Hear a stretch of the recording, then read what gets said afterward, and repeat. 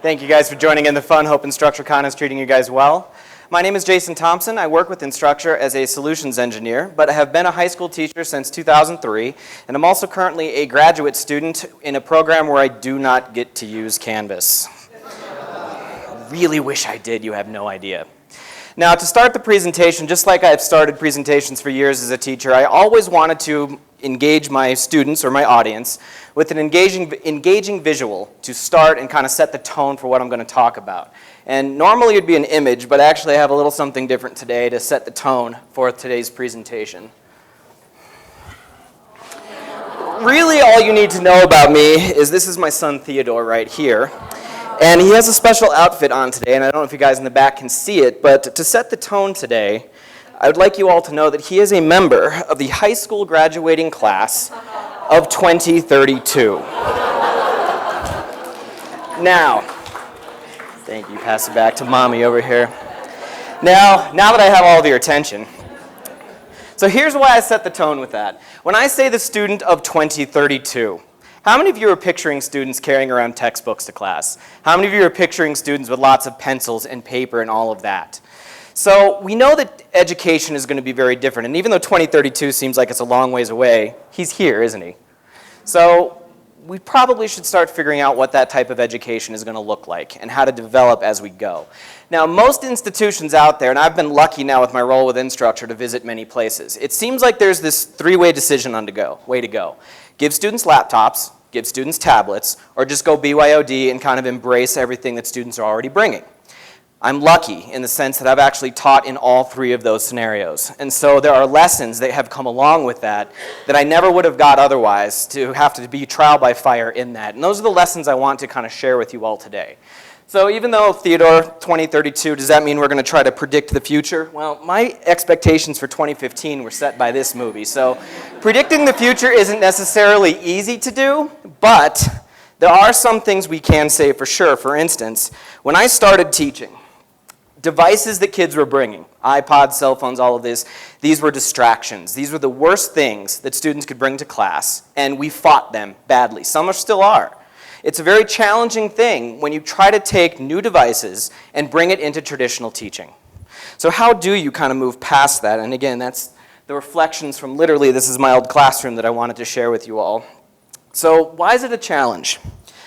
Most of us have been from very traditional backgrounds in education. Teachers are the center of instruction, and we are kept busy by taking notes or doing some type of activity while we have to listen to that teacher. So that's the way a lot of us approached our craft when we became teachers. The challenge is it doesn't look that way with the technology. The other thing is, and I don't know if you guys have this experience like I have, but it was always a thing with the teachers I worked with where our evaluators, our principals were saying, do more collaboration, more collaborative acts with students. Now, is collaboration important? Of course it is. Students need to learn how to do that. But why do we like direct instruction as educators? Number one, we're familiar with it. And the other reason, which is simple, keeping kids' hands busy keeps them managed. Plain and simple. If we want to stay sane sometimes, because we get those kids that are really difficult to work with, we want to make sure they are managed and they're doing the task that we're giving them. Just get through the day. That's how it is. We also know this, that the common phrase of idle hands is what? Idle hands is the devil's tool is absolutely true. So to paint this picture about this technological conversion, let me bring up my chalkboard and let's do it this way. So this is what our traditional classroom looks like. Teacher stands in the front, the teacher teaches, the students have their direct instruction activity, they sit at the desk, and that's how it is. Now, by the way, I would have loved this classroom because my classroom was a lot more like this, sometimes bigger.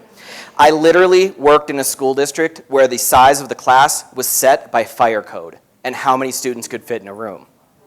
So knowing that even direct instruction is challenging with a class that large, let alone collaborative works, is incredibly difficult to be able to keep students on task when you're outnumbered. I mean, we are. There's no way around that. So for a lot of teachers, this concept of putting a laptop in front of them, it's really scary. Now, the first time I got to teach in a one-to-one classroom, it was a laptop.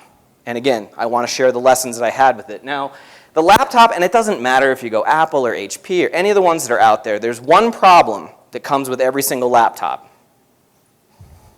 It has a screen.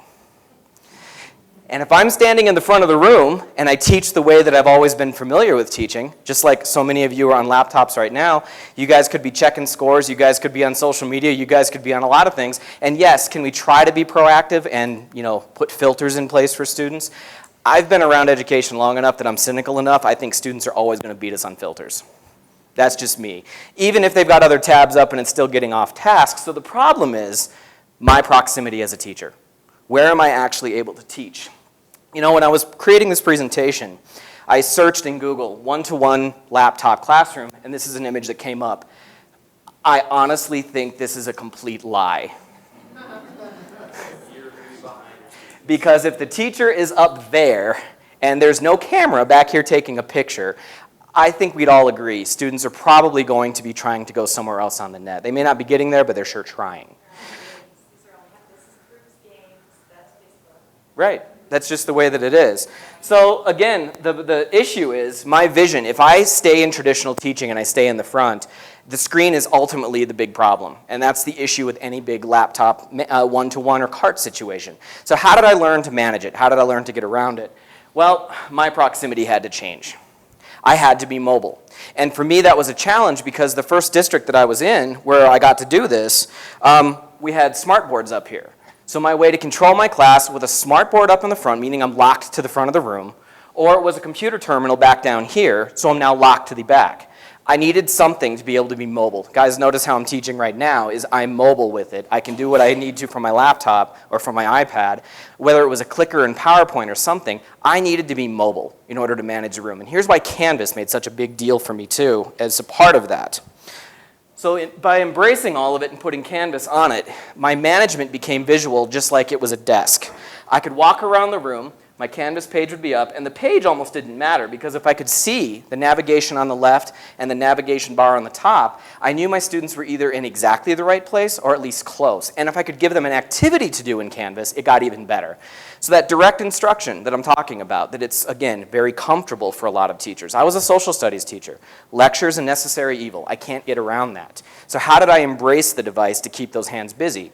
In Canvas, you can set up an assignment, and one of the assignment options for submission is a text box entry. My students all traditionally were required to take notes on a notebook. I'd collect it, try to help them with note-taking as well. Now they're doing it in Canvas in a text box entry. What are the other big benefits? Number one, I've embraced the device that's in front of them. Their hands are busy. They're managed. Number two, how many of you guys have actually looked at student notes ever? Why are you guys chuckling? Sometimes they are messy. They disappear into that abyss of a backpack that they have, never to be seen again. Now they can refer back to it. It's always there. And if I wanted to make it collaborative, I could.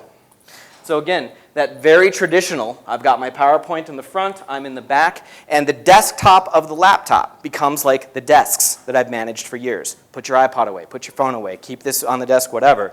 Now I need to be able to stand in one place in the back, see all the screens, and that's how I manage it. And because Canvas allows me to put so much media into it, I don't have to shoot my students around the internet to be able to go and do anything else. I can keep them in one place. Huge benefit to what I could do with those laptops in the classroom. And the other thing, and I always try to almost evangelize on using discussion boards. If you haven't ever used discussion boards with students, it's a huge thing to really keep their hands busy with devices. I mentioned I was a social studies teacher. Government was one of my go-to classes. These are two questions I literally used with my students in class. As you can see, challenging issues to discuss. Are students going to be discussing this in public anyway, on Twitter, on any social media that they're using? Of course they are. Now I get to do it in class. And a lesson I want to pass along with this about embracing the devices, I tested this out one day. I wanted to see how far I could push it. And so my whole lesson for a 55-minute period, I brought 20 questions in. My students only had to respond to the prompt and respond to one other student. And if I saw the conversation die out, if they wanted to keep going, they could. If I saw it die out, I'd move on to the next question, and I'd see how far they could go with that. My principal walked in and was shocked when he said, I've never seen a class that had 100% student engagement and no one was talking. Teacher's dream, isn't it? My point, did I now have to decide between direct instruction to keep my kids managed or collaborative acts? I can do both. Canvas allowed me to embrace the devices and not have to pick anymore. So the next big one, iPads, or tablets in general. They go out, and this is another very popular device that's being selected. Now, again, every device comes with its up and its down. So my one-to-one iPad classroom, I'll be honest, is the reason I work with education technology full-time now. Because I think for the first time I felt like I could see past what I thought was possible in education. So we don't have a screen, the lid anyway to it. It's down, it's great. My policy for classroom management in my iPad room, you can have the iPad two ways. It has to be flat, and we had covers on them that would allow them to put it up just a little bit. In other words, even if I was on the other side of it and they were still tilted, I still had full vision to what was going on with the iPad. So it allowed me to do something a little different with my classroom. Now I've got that classroom like it was. Instead of laptops, they get iPads. But now because I don't need to stand behind the students, I could open my room up. I could move things around, and I could make it more of a community feel of students actually looking at each other that had just interacted in Canvas, and now they can actually turn that into a verbal conversation incredibly quick. I had a lot of great success with that. The management's kind of built in. Canvas has, in my opinion, back even when I was doing this, the best app that was out there, and it's only gotten better with time. The big thing for me about Canvas, it was the only LMS I could find at the time, and even now, that turns the iPad into a two-way device. It was easy to get things to the iPad. What was incredibly challenging was getting student works off of the iPad. I had to use a workaround before I could get something like Canvas as a Dropbox account that they would have to have signed up on their own. Nothing I can do to help them with it. But that was the only way they could send things to me was through that Dropbox account, meaning they could create something on the iPad, they'd have to move it to Dropbox, they'd have to email it to me or something. Management. Incredibly, it's challenging to be able to do it that way. On the iPad, same visual management. I can see if they're in the app, I can see if they're out of the app, and again, I have full range of vision no matter where I am in the room. And even better, how many of you guys are come from districts that have iPads that have been given out to kids? Any of you guys using a mobile device management solution? A couple of you. I was part of a beta pilot too on multiple mobile device management solutions that are out there. Some of them are free, some of them you have to pay for, but here's the other benefit of the iPad with Canvas and a mobile device management if you've got it. The iPad comes with some apps that I think we can all agree probably aren't most conducive for a classroom. Game Center, iTunes. We really don't want students messing around with that when they should be learning inside of their classroom. So, a mobile device management solution can literally just make the icons disappear. Canvas becomes the one place that I can put anything my students need. It's a proactive filter for me to be able to walk around my room and not have to constantly look at what's going on because I know I put it in Canvas. I know they don't have Safari to open it up and go around the internet. My stress level dropped significantly when I moved from my laptop room to my iPad room. Now the negative, what's the negative? If any of you work in IT department, iPads are incredibly difficult to set up. And they're incredibly difficult to distribute. There's just no simple way to do it yet. So for those of you that are thinking, well, I want to go iPad versus a laptop, remember your IT folks are a big part of this equation. And it is, I've been on that side of it as well. So there's a huge challenge in that aspect of it. But again, from a teaching standpoint, the proactive filtering by putting things in Canvas and knowing they can't even access the internet, great lessons as far as what I could do with the classroom management. It's almost built in, honestly. And the same lesson applies. You know, we've got direct instruction, we've got collaborative acts, we've got all of that. And so BYOD, absolutely the most challenging. For those of you that have been a part of BYOD, why is it the most challenging? Go ahead. It's the Wild West. It's the Wild West. Every device. Every device. Every activity you choose has to be device agnostic. It's kind of what That's the big one. Every activity you do has to be device agnostic. The thing is, I did this in an institution that did not want to invest in an LMS. So I was just embracing devices that were there because I wanted to be that guy to embrace technology in my classroom. There was nothing unifying what was happening there. I could find a website. Maybe it worked on one device, maybe it didn't on another. It was incredibly challenging. My students had lots of logins. There were lots of issues that were there. So for whatever my experience is worth in a BYOD environment, the analogy of it's the Wild West is absolutely true. It's incredibly difficult to manage, and I'm tech savvy. I mean, I was in a teacher-trainer position where when we rolled out Canvas in my former district, you know, I had one guy asking me about how to put custom HTML coding in. Another teacher came up to me afterwards and said, hey, I heard you talk about uploading a PDF. What's a PDF? We all know there's a range of skill sets that are out there, and the range is big. That's just the way that it is. So frankly, having been in that position, where I tried to encourage staff to be able to embrace devices even if they didn't have one-to-one, and I was trying to coach them through that, I found that the LMS is the most necessary aspect of it, and I thought that was the greatest thing about Canvas because it is so device agnostic. It was the only unifying thing that actually existed when I was supporting people in their BYODs. The educators had to learn Canvas. The devices could just be accessed with students, and as long as educators knew how to use the LMS that was there, they were found a little bit more success. Not a lot, because again, it is the Wild West. It is tough, but if that's the institution that you're working through and the decision that's being made, I don't know any other way to do it other than teaching people Canvas and letting those skill sets kind of flourish with that. So, understanding that we're all going to be in these decisions, whether it's the laptops, whether it is the iPads, or whether it's BYOD. Classroom management is absolutely the most important thing. When I mentored new teachers, I always would say it's probably about 90% of teaching is just managing kids and being sure that you can actually get through a day and not let things get out of control. Just to sum up, the biggest things I learned, laptop, you have to be mobile. I was talking with a gentleman here in the front about proximity. I think all of us that have been in the classroom know proximity is one of the most important classroom managers that we're going to have. If I can't get to that person in the back ever, you know what they're going to do, especially if they've got a laptop that's back there. Probably checking scores right now. Kidding. So, with that, I felt that that was, again, the biggest thing I wanted to talk about building up towards that future in the class of 2032 and kind of what classroom management is going to look like as we move forward with that. So I wanted to leave some time for questions too if you had any specifically about needs and things you guys have seen with the different devices that you put out there. Yes? Not necessarily need, I'm just curious, very brand new to Canvas as in like last week. But does Canvas have, or are they looking at any type of management device as far as being able to see screens? Like we currently use Sakara, where I can see all of my kids' screens on my screen at any time and I can shut it down and all of that. Is there anything like that or anything like that in the future? The question was, is Canvas or Instructure looking to do anything about device management or anything like that?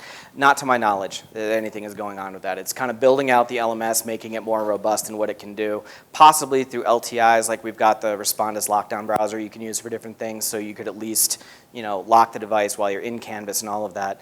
But there's a lot of different solutions that are out there, and there's more all the time that are coming as far as MDMs that are available. Yes? What app were you using? Keynote. Oh, you are? Yeah, Keynote's running on the laptop. It's on the iPad. And again, that was in the one district I was in when I had the laptops.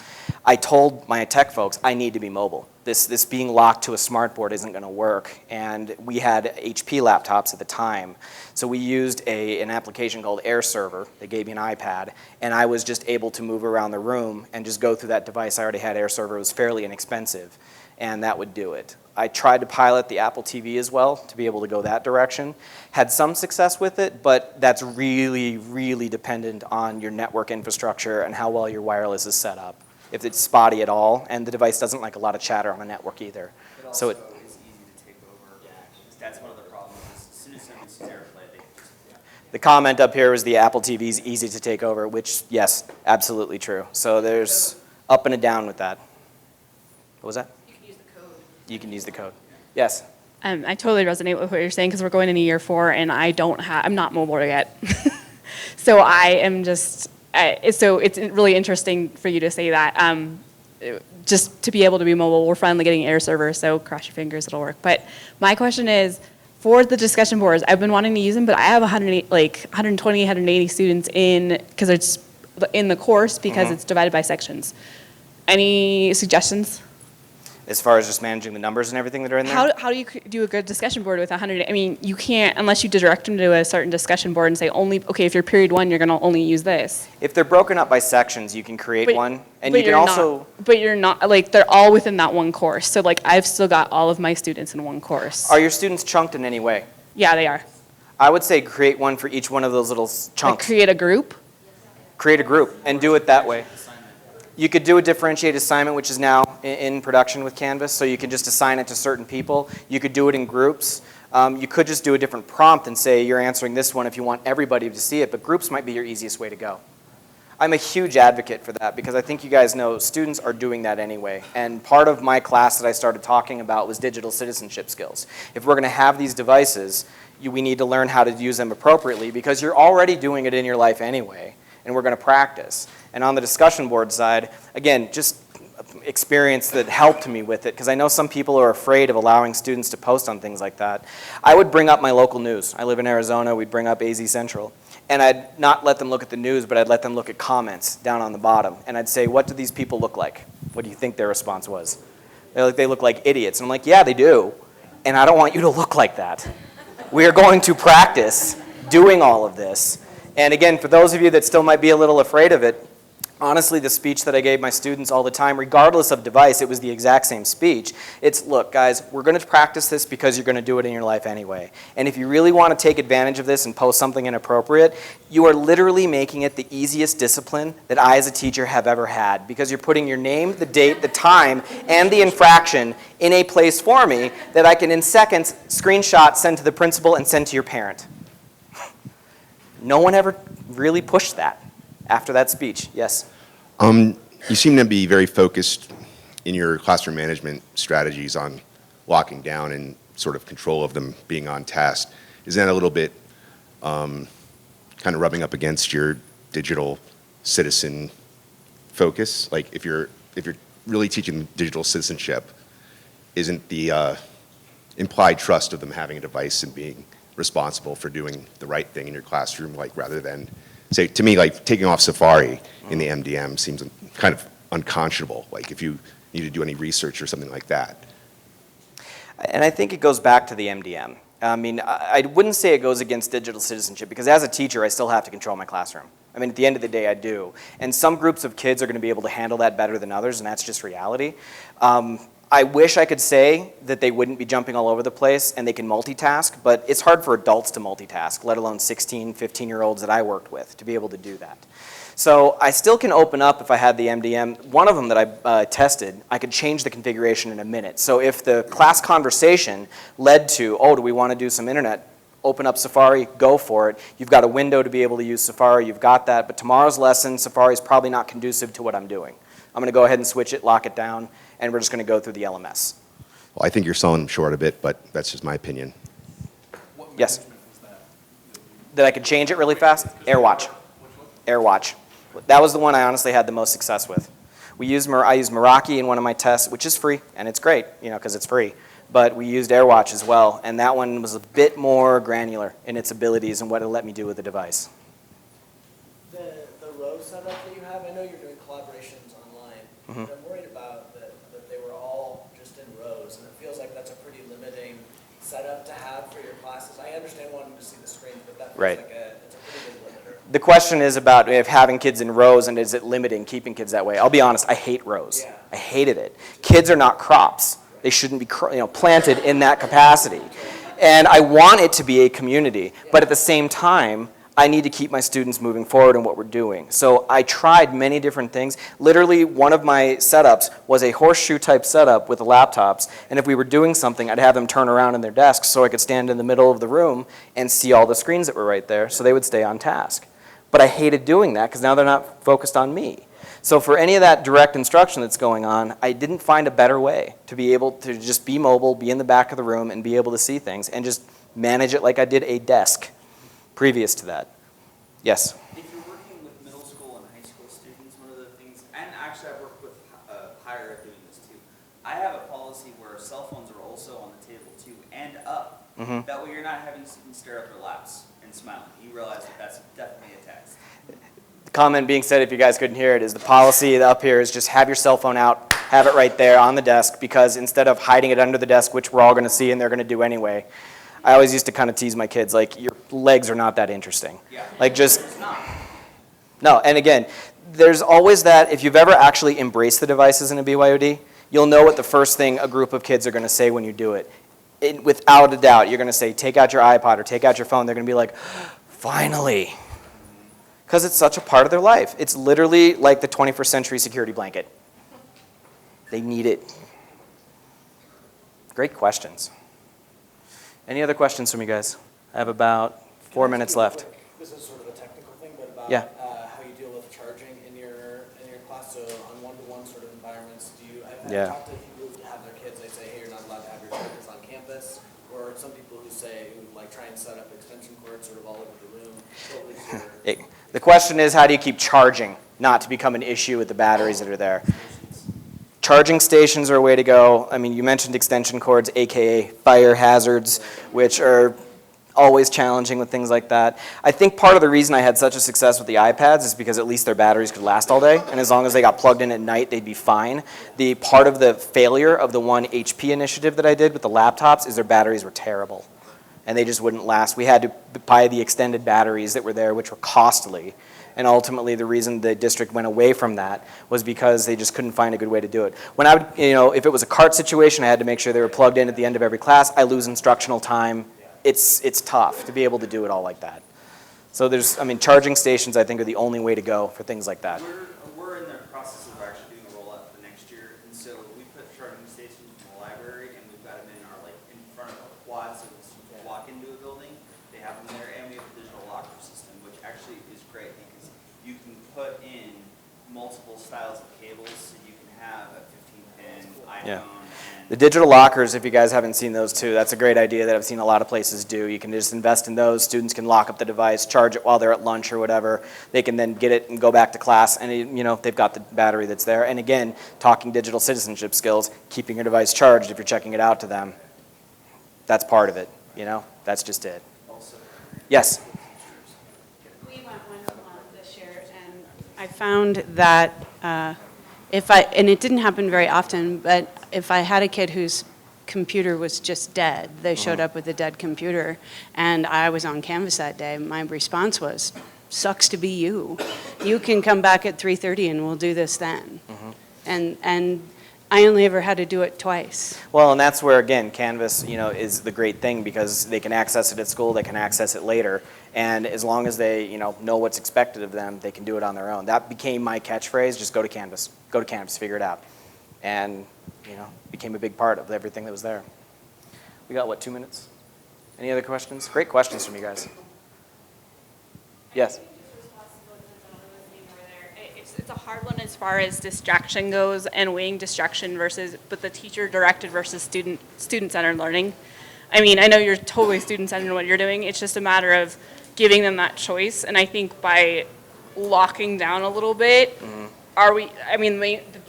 the question within me, and I think that the gentleman over there maybe is, are we limiting that? And I don't have control of, for instance, a Safari browser. I couldn't open it up one day and take it back another. So I wish I could. I guess that's the thing is I wish I had that control. Honestly, like I said, I taught before I had the control. I taught with it. The fact is my kids stayed on task much more when I had that was there. And I felt like, and again, if we go by grades as an indicator, the growth of what I could see. All of your instructors or the other teachers on campus have that control? As far as the locking up browsers, it's not a Canvas thing. It's something with your IT. Right. With the MDM though, I mean, because that's totally site-wide, though. Right.